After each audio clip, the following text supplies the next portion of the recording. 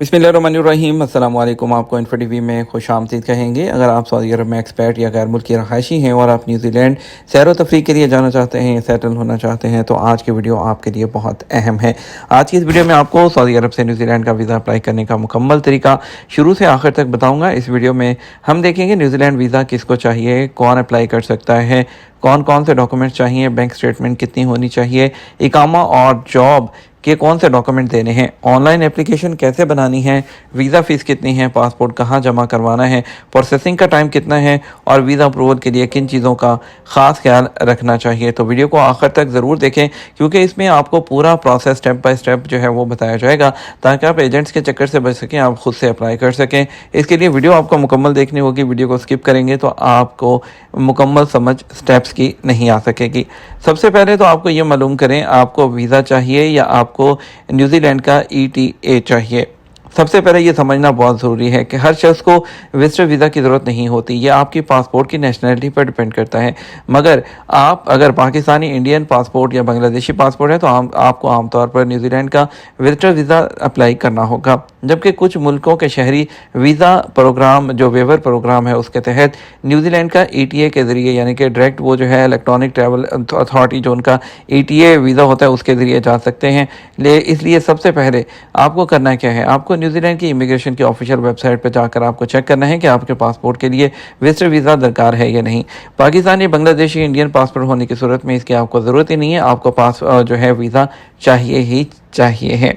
Number जो 2 है step, Saudi अरब में रहने वाले एक्सपैट के लिए क्या ज़रूरी है। अगर आप सऊदी अरब में रहते हैं तो आपको ये दिखाना होगा कि आप सऊदी अरब में कानूनी तौर पर मुकीम हैं। उसके लिए आपको अपनी एप्लीकेशन के साथ इकामा परमिट ज़रूर शामिल करना होगा। अगर आप जॉब करते हैं तो उसके साथ आपको employment letter, salary certificate, company का लेटर जो होता है, और जो आपको जो मंजूर शुदा छुट्टी का लेटर जो है वो चाहिए होगा, ठीक है। और इसके अलावा जो है स्टेप 3 जो है उसकी अगर हम बात करें तो आप सबसे पहले सबसे अहम जो हिस्सा है उसकी तरफ आते हैं। एप्लीकेशन शुरू करने से पहले आप अपने तमाम डॉक्यूमेंट तैयार कर लें।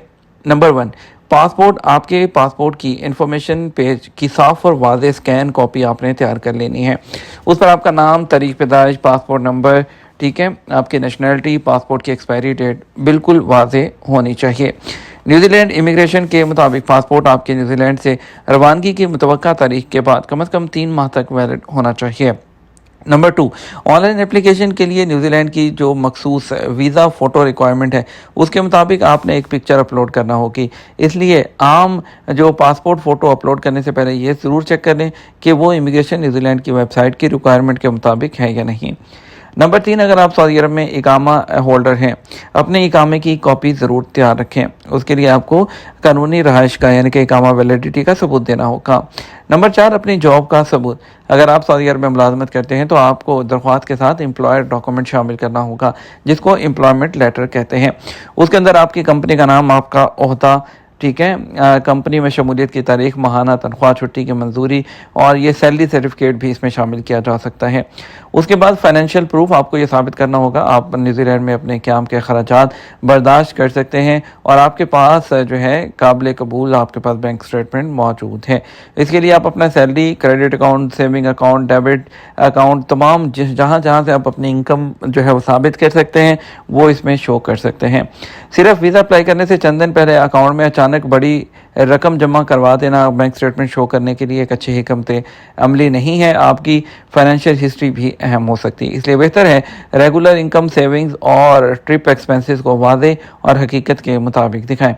उसके बाद आप न्यूजीलैंड का ट्रैवल प्लान तैयार करें। मसलन आप अगर 10 दिन के लिए जा रहे हैं तो पहला दिन आप ऑकलैंड पहुंचेंगे, दूसरा दिन और तीसरा दिन ऑकलैंड में सैर व तफरी, और ठीक है, चौथे दिन आप रोटोरा का सफ़र करेंगे, 5 से 7 दिन आप जो है क्वींस टाउन में रहेंगे, उसके बाद 8वें दिन क्राइस्ट चर्च देखेंगे और 9वें दिन आप वापस ऑकलैंड आएंगे और 10वें दिन आप न्यूजीलैंड से वापस। इस तरह का आपने ट्रैवल प्लान तैयार करना है। आपका मकसद ये होना चाहिए कि इमिग्रेशन को वाज़ेह तौर पर समझ जाए आप न्यूजीलैंड क्यों जा रहे हैं, कितने दिन रहेंगे और क्या करेंगे। यहाँ पे आपको सबसे अहम बात बताते चलूँ कि न्यूजीलैंड वाहिद ऐसा कंट्री है जिसमें आप विजिट वीज़ा को वर्क वीज़ा में या किसी भी दूसरे वीज़ा में कन्वर्ट कर सकते हैं, ठीक है। उसके बाद स्टेप 7, रिटर्न टिकट। आपको ये भी दिखाना होगा कि आप न्यूजीलैंड से अपने क़याम के इख्तिताम पर जो है वहाँ से वापस जाएंगे। उसके लिए आपके पास रिटर्न टिकट जो है वो मौजूद होना चाहिए, ठीक है। और वीज़ा एक्सेप्ट होने से पहले आप नॉन रिफंडेबल जो टिकट है वो ख़रीदने से जो है वो गुरेज करें। कोशिश करें कि आप जो है इसके लिए आप जो डमी रिटर्न टिकट्स होते हैं मिलते हैं ऑनलाइन वो ख़रीद लें, ठीक है। कवर लेटर मैं आपको मशवरा दूंगा कि अच्छा सा कवर लेटर तैयार करें। आप कवर लेटर में लिख सकते हैं कि मैं पाकिस्तानी इंडियन शहरी हूँ, इस वक्त सऊदी अरब में रहता हूँ, जॉब कर रहा हूँ और तकरीबन 10 दिन के लिए न्यूजीलैंड की सैर के लिए जाना चाहता हूँ और अपने सफ़र के दौरान मैं ये शहरों का दौरा करूँगा, अपने खर्चात में खुद बर्दाश्त करूँगा, मेरी जॉब है और छुट्टी मुकम्मल होने के बाद मैं सऊदी अरब वापस आ जाऊँगा। ये किस तरह का आपने लेटर तैयार करना है, ठीक है। कवर लेटर के अंदर वादे करना है कि आप क्यों जा रहे हैं, कितने दिन के लिए जा रहे हैं, ख़र्चा कौन करेगा, कहाँ रहेंगे, सऊदी अरब में क्या करते हैं, वापस क्यों आएंगे, और ये सब जो बातें हैं वो बहुत अहम होती है, ठीक है। उसके बाद आपने क्या करना है, सबसे इम्पॉर्टेंट स्टेप है आपने ऑफिशियल जो वेबसाइट है उस पर आ जाना है। वेबसाइट का लिंक आपको नीचे डिस्क्रिप्शन में भी मिल जाएगा। यहाँ पर आपको जो है ऑनलाइन अकाउंट बनाना होगा। वेबसाइट immigration.gov.nz इस पर आपको आना होगा। आप जैसे ही जो है यहाँ पर आएंगे आपके सामने जो इंटरफेस ओपन हो जाएगा। यहाँ पे आप देखेंगे विजिटर वीज़ा, इसी ऑप्शन पे आप क्लिक करेंगे। विजिटर वीज़ा को जैसे ही आप क्लिक करेंगे नेक्स्ट पेज आपके पास ओपन हो जाएगा, ठीक है, जिसमें 6 मंथ्स न्यूजीलैंड का $441 की कॉस्ट है, प्रोसेसिंग टाइम 2 वीक्स है। अप्लाई ऑनलाइन पे क्लिक कर देंगे, एक नई वेबसाइट ओपन हो जाएगी apply.immigration.gov.nz। इसको ओपन होने पर जैसे ये ओपन होगा यहाँ पे जो है हम अपना अकाउंट जो है वो क्रिएट करेंगे। अकाउंट क्रिएट करने के लिए ये जो है वेबसाइट ओपन हो रही है, यहाँ पर अकाउंट क्रिएट करना है हमने और यहाँ पे आप create a real me login account, ठीक है, इस पर आपने क्लिक कर देना है। जैसे इस पर आप जो है क्लिक करेंगे आपके सामने यहाँ पर जो है सेटअप योर अकाउंट आ जाएगा। यहाँ पे आपने अपना ईमेल आईडी देना है, सेंड कोड पर आप क्लिक करेंगे, आपके ईमेल पर जो है एक कोड आ जाएगा। जैसे कोड आएगा आप कोड लिखेंगे, यहाँ पर कोड एंटर करने के बाद आप नीचे यूज़र नेम सेलेक्ट करेंगे, ठीक है, और यूज़र नेम जो है सेलेक्ट करने के बाद आप नीचे अपना पासवर्ड सेलेक्ट करेंगे। पासवर्ड जो है उसके अलावा आपने जो पासवर्ड है वो सिलेक्ट करेंगे जो कि आप कोई भी रख सकते हैं, आपका अपर केस, लोअर केस और जो नंबर्स हैं वो मिलाकर आप जो है इसको फिर कंटिन्यू करेंगे, ठीक है। और अगर यूज़र नेम पहले से सिलेक्टेड होगा तो वो आपको एरर देगा कि ये यूज़र नेम अवेलेबल नहीं है, तो फिर आपने कोई और यूज़र नेम जो है वो सिलेक्ट कर लेना है, ठीक है। यूज़र नेम चेंज करने के बाद आप नेक्स्ट करेंगे जैसे ही आप नेक्स्ट करेंगे तो ये आपको जो है डैशबोर्ड पे ले जाएगा, जो आपका मेन डैशबोर्ड होता है। डैशबोर्ड जैसे ही ओपन होगा तो आपके सामने जो आपको स्क्रीन दिखाई देगी उसमें वेलकम टू इमिग्रेशन ऑनलाइन है, माई वीज़ाज़ है और आप माई वीज़ाज़ पर क्लिक करेंगे। जैसे आप माई वीज़ाज़ पर क्लिक करेंगे तो आपके सामने जो है डैशबोर्ड आ जाएगा, माई वीज़ा, और आपकी अगर एप्लीकेशन ऑलरेडी सबमिटेड की हैं वो आ जाएंगी यहाँ पर जितनी भी होंगी, ठीक है। आपने अप्लाई फॉर अ वीज़ा पर क्लिक कर देना है। अप्लाई फॉर वीज़ा पर आप क्लिक करेंगे तो आपका जो है एक एप्लीकेशन जो है ड्राफ्ट एप्लीकेशन जो है वो जनरेट हो जाएगी, ठीक है। और बहुत ही सिंपल है, यहाँ तक आपको समझ आ गई होगी। मेन चीज़ आपने जो है मैंने आपको शुरू से लेकर एंड तक जो शुरू का इंपॉर्टेंट पार्ट था, अप्लाई करना तो बहुत इजी है, जो चीज़ें चाहिए थी वो बताना ज़रूरी था। आपने देखिए जो है स्टार्ट करने से पहले ये सारी चीज़ें हैं जो मैं आपको ऑलरेडी बता चुका हूँ, जो उनकी यहाँ वेबसाइट पर लिखी हुई हैं, ये वही चीज़ें। आपने यहाँ पे टेम्परेरी वीज़ा सेलेक्ट करना है, ठीक है। उसके बाद आपने आर यू आउटसाइड न्यूजीलैंड आपने जो है येस करना है।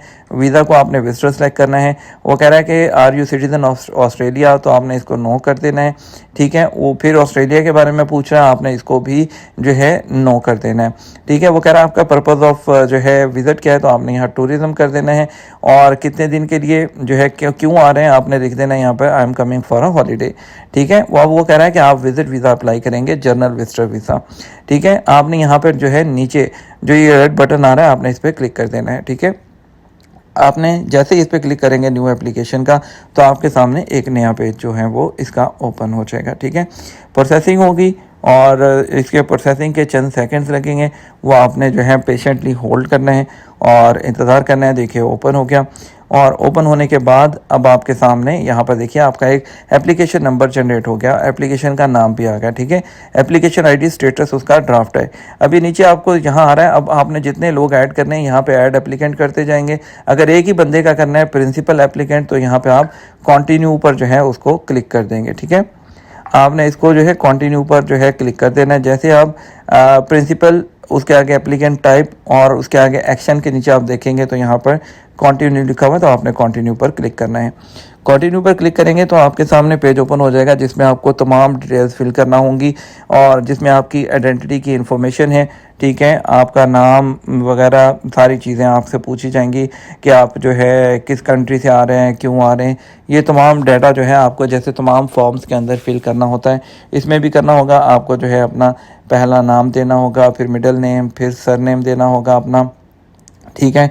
उसके बाद आपसे पूछेगा कि आपका कोई और नाम भी है, तो आपने यहाँ पर जो है इन चीज़ों को फिल करते जाना है। सिंपल सी चीज़ें, बहुत इजी है, कोई भी कर सकता है अगर आपको कंप्यूटर इस्तेमाल करना आता है तो, ठीक है। वो कह रहा है व्हाट कंट्री और टेरिटरी विल यू, जो है वो इसमें यहाँ पे आपने सऊदी अरब सेलेक्ट कर देना है, ठीक है। और उसके बाद this includes anyone applying for you on your behalf, आपने इसको नो कर देना है। आपकी बिहाफ पे कोई नहीं है, वो कह रहा है इसको भी नो कर देना आपने।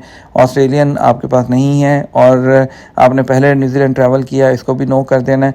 उसके बाद आपने पासपोर्ट की डिटेल फिल करनी है, आपका पासपोर्ट नंबर, आपकी नेशनैलिटी जो कि पासपोर्ट पे आ रही है, पासपोर्ट की जो आपके जो है इशुएंस कंट्री आएगी, पासपोर्ट की इशू डेट आएगी, आपके पासपोर्ट की एक्सपायरी डेट आएगी, फिर जेंडर, डेट ऑफ बर्थ, यानी कि बहुत ही सिंपल सी चीज़ें हैं जो कि आप जो है फिल करते हैं।